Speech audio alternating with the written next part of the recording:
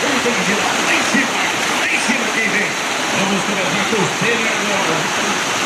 O Leonardo Bueno Gonçalves, o William Ferraz de Piracicaba, São Paulo.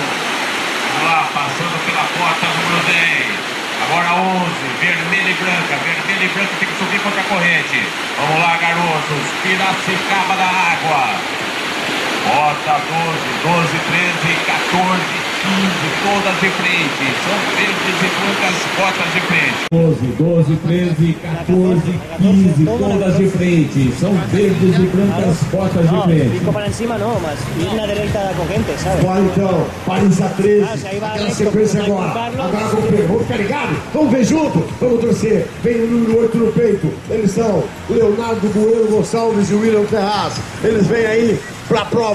Opa, passou com um toquezinho só, mas passou, vai embora, gira agora, gira lá, ereção, vai fazendo legal, girou bem, o barco vermelho, o barco vem aí com as cores do meu Colorado, do Rio Grande do Sul, o branco da paz, ele gira legal, gira bem, tá bem agonizada, vamos ver como é que vai pra 19 agora, encara a linha d'água, tem que sair um pouquinho, dá mais forte, vai pra linha secundária, encara agora, trava o remo, trava e vai-se embora, quem vem lá em cima, Marcos? Olha, vindo muito bem São José do Rio.